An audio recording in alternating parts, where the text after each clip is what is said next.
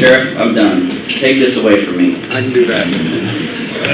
Just about all of the programs I ordinarily come up here have something to do with law enforcement, and oddly enough, I could do that again today if I wanted. However, this is kind of a dual person we have today. He's not only head of CSI Law Enforcement, which I make every effort to work with and hire great young cops from, but he's also the mayor of Twin Falls. I'd like to introduce Don Holt.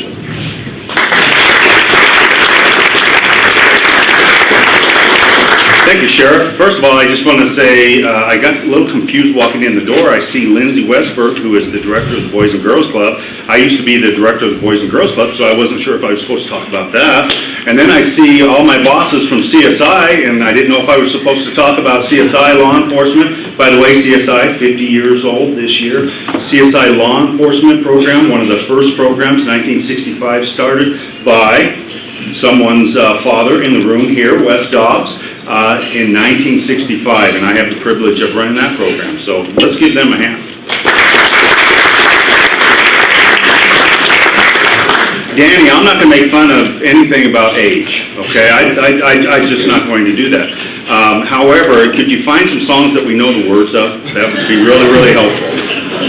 I was taught years ago by a pastor that if you don't know the words to a hymn, just sing Watermelon over and over again. Watermelon fits almost every word. So try that next time Danny gives you one of these songs. I think that all of you would agree that we are living in a very exciting time in Twin Falls, Idaho. We have unprecedented growth, economic growth. If you look at Chobani, you look at First Federal's new offices and headquarters downtown, Glambia's new headquarters, Cliff Bar coming in. These are just to name a few that are coming into our community and adding to the vibrancy of our community and our life. We are just extremely excited about that. And then you add the revitalization that's taking place downtown right now, with OTAC here and the URA and all the work that they're doing downtown, and the exciting part for us within the city family of moving into a new city hall in the next couple of years. It's going to take probably about a year and a half to get there, where we will have a city hall right on Main Street to add to that vibrancy of our downtown. It is absolutely an exciting time.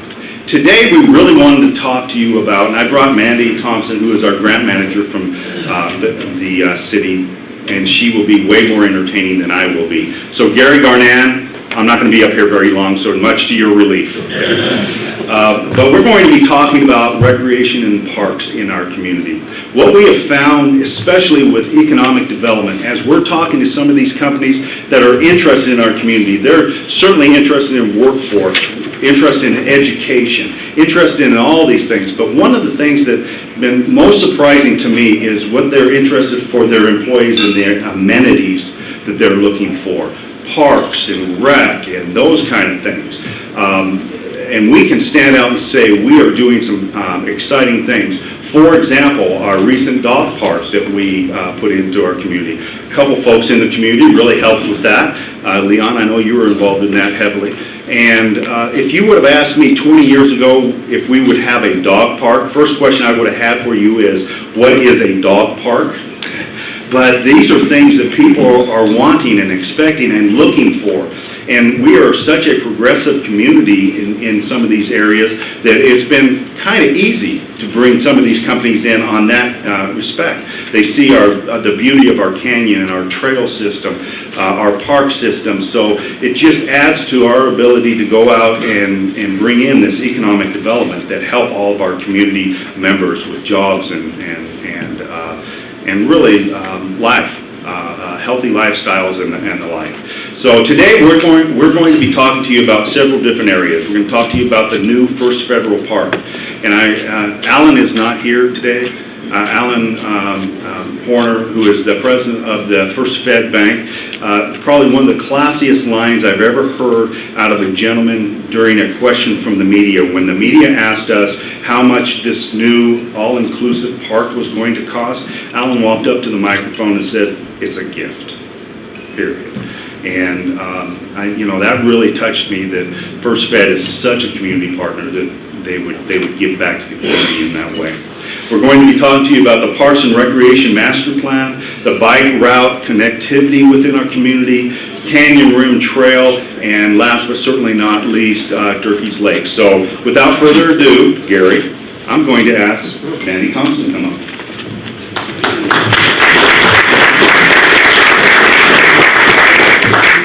Thank you, Mayor. Thank you for having us here today. I was hired at the city about 1.5 years ago as a grant writer. My job title is a little in dispute right now. My boss, the city manager, just likes to tell me I just do duties as assigned. So I have one of the distinct pleasures of working with almost every department within the city. And I get to do a lot of really fun things. And one of the departments that I've been working with a lot over the last 1.5 years is the Parks and Recreation Department. And I've helped write grants to bring some different projects to fruition here in the city. And I've also had the pleasure of working on a couple of larger projects, one of which was the first federal park.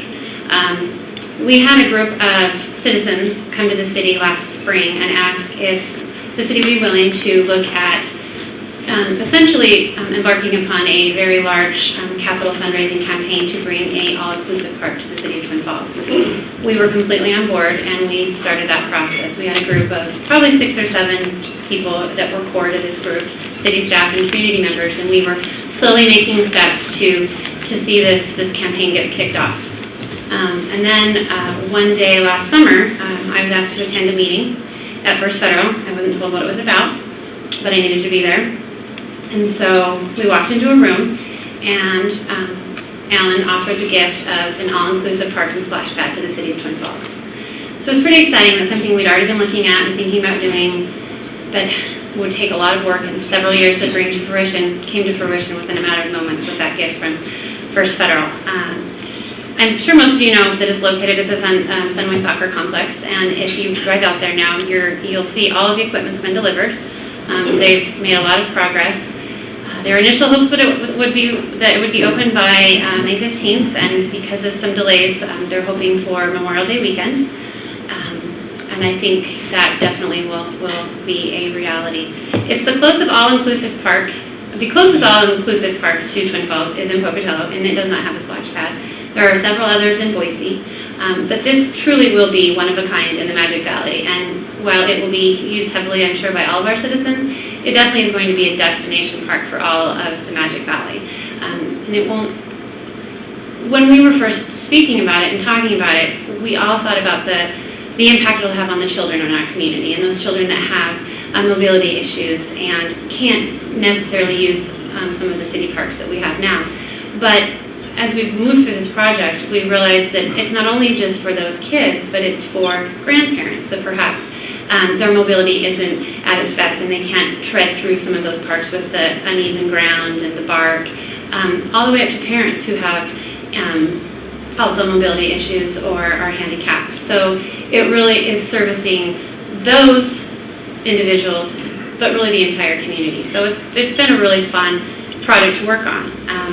The splash pad it's been a learning process, and something that as we move forward with this project, we didn't fully understand all the implications of the splash pad, and we've learned a lot along the way. But what the city decided to do once this gift was given to us, we researched our option, and what we ended up doing was deciding that we were going to install a recirculation system out of the splash pad for 2 reasons. One, because it would ensure the highest level of sanitation and ensure public health for all of the kids that are using it. But additionally, it would be we would be the best stewards of one of our most precious resources, which is water. It uses tremendously less water as a system that would either be dumped down the drain, or one that we were looking at that we would use our water to water the park or the grass at the park. So through a lot of trial and error, we came up with and are going to move forward with that. And that was kind of the delay and why the park won't be opening quite as quickly as we'd hoped. But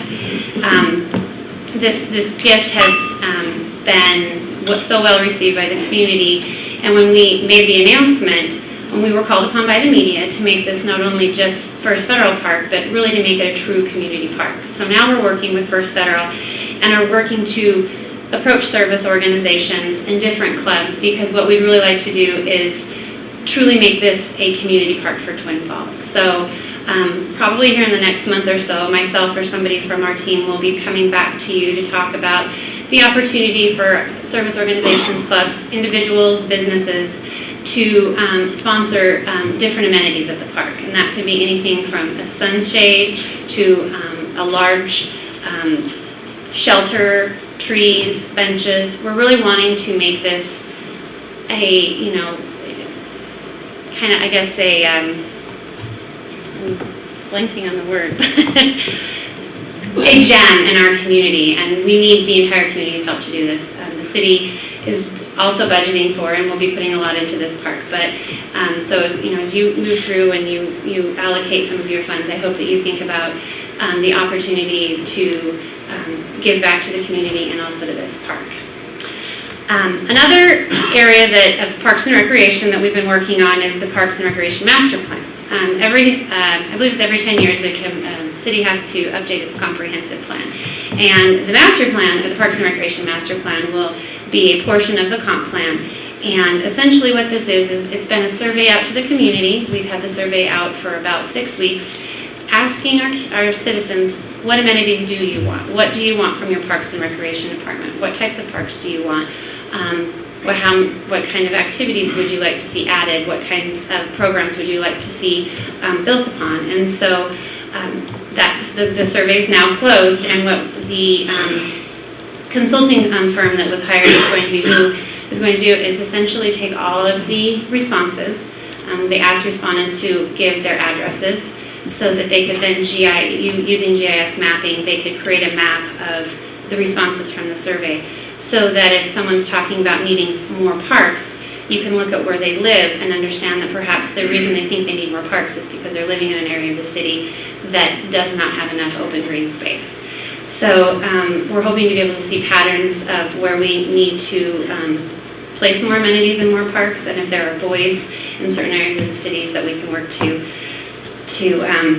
address. And then in addition to that, a couple of the hot topics and areas that have gotten a lot of feedback and response are the future of a recreation center in Twin Falls, and also the future of the pool, and what can be done with the pool to either make it a permanent indoor pool, or whether or not we purchase another bubble, or if it becomes just a seasonal pool. Those were all questions that were involved in the survey. So it'll be really interesting to see what the survey tells us. And another thing that the Parks and Recreation Department's working on is the bike route connectivity. So any of you that are bikers know that this has been something that's been worked upon quite a bit in the last year and a half. They've had they've had two forums where they've actually had citizens come to these forums, and they've laid out where they bike and how they bike and where they're wanting to get to, and they're asking the citizens where you're starting from and what are your those generators of where you're wanting to go. And from that, they've created a bike route map that you can now download on our website. And it's just giving you a way to find the safest, easiest routes from point A to point B around the city. And then the connectivity process will continue in small steps, and the next step that we'll be seeing probably in the next 2 to 3 months, and we're going to be publicizing this because we really definitely need to learn from what happened in Boise, and we need to educate our public as we go along. They're going to be called sharrows, and these are essentially just arrows that will be painted upon the roadways in areas where we want motorists to understand that this is not only a roadway for cars, but it's a shared space with bikers. And it's just a way to allow bikers to travel around the city's streets in a safer manner. So again, that's something that very important to a lot of businesses that are coming in. Cliff Bar especially was very concerned with how their employees could get to work. Cliff Bar, don't quote me on this, but I've heard multiple times that Cliff Bar will provide a bike to any of their employees that would bike to work. So they were very interested in how that would work. So these are things that companies are becoming more and more important to companies. The mayor talked about the Canyon Room Trail, and I noticed up there was some mention of MavTech. The city's working with MavTech right now to further the connectivity of the trail. Last year we were able to do 2 portions of the trail, the Pillar Follow section and the section out by the Evel Knievel jump site that connected the jump site with Shoshone Falls. we're able to do that with city funding and grant funding. And so we're just continuing the conversation with private landowners to make those final connections on both the west side and the east side of the bridge. So this is a high priority for our city council, and it's definitely a high priority for the community. And so as we continue to work on that, you'll be hearing more from, not only from the city, but also from MAVTech as they move forward in looking for some potential funding options, going out to different businesses and again community organizations to look for ways to generate funding to help pay for those final sections of the trail, so that we can have something that runs from Durkee's Lake essentially all the way down to the Auger Falls Point. And then the last, and I'm not sure how many of you guys are walkers and enjoy what I think is a hidden gem in Twin Falls, but that's Durkee's Lake. And this last February, they closed the back section of the trail for it was fully closed for about 3 weeks. They removed all the old stairs. So if you go and you walk around the lake now, all of the stairs have been replaced with very nice, sturdy metal stairs that have trucks decking on them. They also added 2 new additional sets of stairs and some bridges. And so this makes the trails not only a lot more accessible, but a lot safer. And it's a pleasure to walk around. And some of those old wooden stairs were getting a little rickety. So that's kind of a highlight of what the Parks and Rec Department are doing. Like I said, as the grant manager, some of these projects we were able to make happen through grant funds, and some of these projects we were able to make through just partnerships within the community. And I do a lot of work with a lot of our community partners, and so it's been a pleasure to get to meet a lot of different people and truly understand that the common goal that we have within the city is to make our community a place where we want to live, and also a place where businesses want to come and bring their employees. And so if you have any questions, feel free to ask. What do you suppose the likelihood at some point in the future about getting a dedicated bike trail rather than shared on the roads?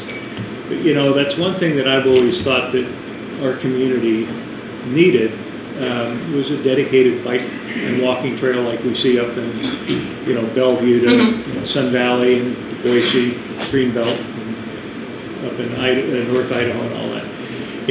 And we've talked about, I'm on the County Parks and Waterways Advisory Board, and we've talked about rail beds that talked to Dennis in the past. We've never really been able to move it forward. I don't know what all the issues are other than private ownership. But what do you suppose the goal is to try and have a dedicated bike trail? I'm not sure I can answer whether or not it will ever happen. happen. Might have a comment. I will tell you as I've been working on the bike path connectivity, is it's extremely difficult to keep everyone happy. And so you've got those folks who that want that space, and then you've got the motorists. It's a juggling act. And I know, and it'll be interesting to see, I think most of you know that Dennis Boyer, our longtime Park and Recreation Director, is retiring in June. So it'll be interesting to see that when his successor comes in, if they bring on a different set of priorities and he can work towards some of those things. But as far as getting, it's definitely the goal of the city to make the city as connected as possible. Cheryl's, I think, is our first step. And I think anybody who would like to participate in the process and lend those ideas for future opportunities would be very welcome at the Parks and Rec Department. So I promised that I would step up if there are any political questions. I'll take that heat. Really, there's a lot of folks that want to do this, and I think it's an opportunity for our Parks and Rec and the county's Park and Rec to really start talking about what that looks like, what path really makes sense for a dedicated bike route. There's been some talk in the community regarding utilizing the coulee direction and alongside of that, rails, those kind of things. So I think we are at a stage in our development as a community that we're going to be looking at these things much more seriously and moving in that direction, especially with Cliff Bar coming here. And that'll help drive that, I think. Good. Mr. Beck. The most used walking areas to see Canyon Springs with the Canyon. anything going on there to try and dedicate or go to some sort of walking in that particular area? Well, first of all, that's a really difficult area because of the traffic, the canyon walls, some issues there. Right now, it's very difficult because obviously we have a little bit of a project down in the canyon right now that is dedicated to a lot of truck traffic, concrete trucks, those kind of things. We're in the middle right now of having an engineering study of those walls and figuring out how we're going to secure those for the safety of our community. It is paramount to the city council. We know that there's issues there. It is such an important roadway, not only for transportation, but you're right, Jerry, people walk that. I walk it once in a while when I feel really ambitious, but I cannot believe the walking traffic on that road. It is important to this community. So it is on the front burner, but we need to get some of this information back to figure out how we're going to handle it. And I'm here to tell you, it's not going to be cheap. Whatever we do on that canyon wall will not be cheap. And it's going to be an opportunity, hopefully, that we can share with private folks as well. Yes, sir. There's a big chunk of land, around 320 acres over on the corner, sort of by Pole Line and Eastland. I don't want to mention the guy's name that owns it, but is that part, aren't you trying to acquire an easement there? Well, you're talking about it's Gary Store's land. It's called the Preserve. Where we have been in conversation with Gary for quite some time regarding that, and personally I've had some conversations. We would really like to have the connectivity of the trail go alongside of that as close to the canyon as possible, and I will tell you, Gary has been very cooperative with us, but we're still working through those issues. Anytime that you work through private land issues, it's complex, to say the least. And we have to be respecters of private land. I'm a big believer in that. But it's definitely very important to us as well. Yes, sir. Is there any plans for Auger Falls that's going to be happening here in the near future at all? That part of the area down there? Well, we're in the process of moving dirt and other things down into that area and developing it. I'm not sure exactly what more than that. I know that we made some incredible improvements in the walkway, but of course a lot of that's been stymied somewhat with what we're doing down at the wastewater treatment plant right now. That's a really good point. There are people that come to this community just for the Auger Falls area. If you go down there and look at the license plates, it will amaze you. Nevada, Wyoming, Montana, they come here directly for that. And I think that is a hidden gem that needs to be, first of all, preserved but developed in a way that makes sense for the open space. I'll interject real quickly. There are a couple improvements that are scheduled down there for this coming year, including a reseeding project. And then also in this budget year, we're going to be putting in some funds towards trail enhancement and maintenance. There's a group of mountain bikers who have done a lot of trailblazing essentially down there, and it's been great because it's really cost the city very little, and they've had the permission of the city to go down there and essentially blaze some trails. And so there's a substance that they've asked that we purchase to put on some of the trailways because it gets so dry and dusty, and that, you know, we all know that kind of baby fine powder dirt that it can get down there or anywhere really around the area. So those are a couple of things we're doing. And then in addition, they're going to be doing some work to the parking lot, and they'll be building what they call a vault toilet. It's essentially it's just dropped into place, and there's two unisex bathrooms on either side. And so that'll be going in there this year as well. So, and I serve on what's called a long-term planning committee for the city. And so I can tell you that there are improvements to Auger Falls and all of our parks in the projected years, every year for at least the next 5 years. So they continue to make improvements down there as we have the funds. Recently in legislation, there was discussion of eminent domain acquisition of trails. Has that impacted your planning at all? That's your question. Well, it could. First of all, Twin Falls is a fairly conservative community. I don't know if you're aware of that. So private land rights are really important to us, and so for eminent domain issues, we look at those very, very seriously and carefully. It could have impact, though. It hasn't thus far with the trail, but it certainly could. And we need to remember that trails aren't just recreational. They are recreational, but they're also transportation corridors, especially more and more in today's age of folks being more health conscious, more environmentally conscious. They are utilizing these trail systems as transportation areas too. So I'd hate to give up the right to be able to do something if we needed to, Jeff, but again, if you look at the history of our city, our county, we're very, very careful about eminent domain issues.